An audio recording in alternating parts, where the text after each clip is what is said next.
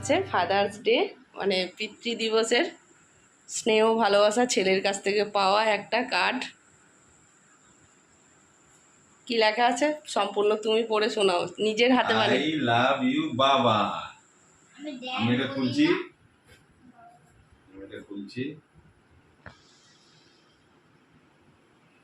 আমি এই অফিস থেকে এলাম, আমার আজকে আসতে অনেক দেরি হয়ে গেছে, অনেক আগে আসার কথা ছিল আমার,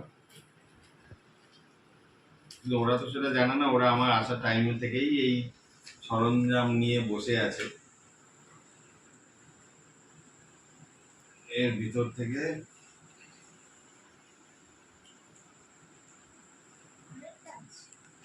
আমার ছেলের কার্ড,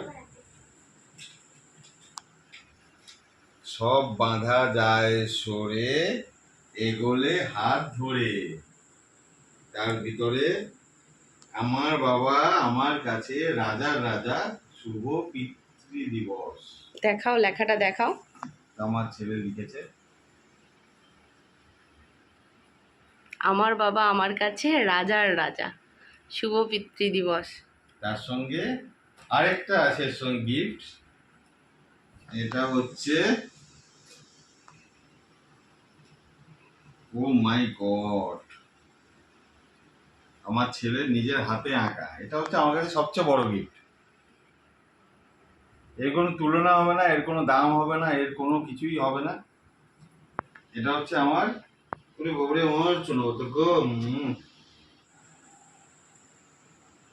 2014 সালে আমার বাবা আমাদেরকে ছেড়ে চলে যায়। তারপর 2015 সালে আমার বাবার জায়গা পূরণ করে আমার এই বাবা। তাই আমি একে বাবা বলেই ডাকি। আমাকে অনেক শাসন করে, আমাকে অনেক ভালো পথ দেখায়, এবং আমার তো অনেক গুণী। এইটা আমার সোনা বাবা, থ্যাংক ইউ বাবা। তাই এখন আমরা কেক সেলিব্রেশন করব, যেটা আমার বাবা আমার জন্য এতক্ষণ ওয়েট করছিল। আর এই কেকটা সত্যি কথা বলতে কি ওর টাকায় কেন, ওর টাকা কেন বলছি, কোথাও ঘুরতে যাক বা মামার বাড়ি যেখানেই যাক না কেন, বা বাড়িতে কেউ এলো, ওকে মানে চকলেট খাওয়ার জন্য যে হাত খরচা দিয়ে, হাত খরচা বলবো না, চকলেট কেনার জন্য আমাদের হাতে যেটা দিয়ে যায়, ওটা ও কী করে জমিয়ে রেখে দেয়, ঠিক আছে, পকেট মানিতে, মানে ও কালেকশন করে রেখে দেয়। সেই টাকায় ওর বাবার জন্য ও এই দিনটা, মানে কি বলবো, ওর বাবার জন্য ও কেক কিনে এনেছে। তো বাবা ছেলের সম্পর্ক অটুট থাকুক সারা জীবন এইভাবেই। Happy Father's day. আর এই তো আমার ছেলের বাবাকে নিয়ে কেক কাটছে। আর আমার বাবা অনেক দূরে আছে, কারণ বাপের বাড়িতে বর্ধমান, বাঁকুড়ায়।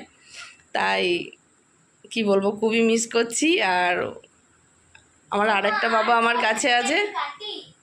কাটো কাটো। Happy Father's Day. বাব্বাসের। আমার ছেলে হচ্ছে বাবাকে বাব্বাসের বলে ডাকে। আমি আমার বাবাকে কেক খাওয়াচ্ছি। বাবা আমার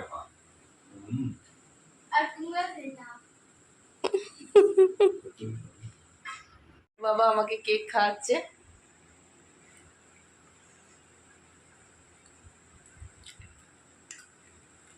এই সুখ দুঃখের মধ্যে দিয়ে আমাদের সবকিছু করে আজকে হ্যাপি ফাদার্স ডে পালন করলাম।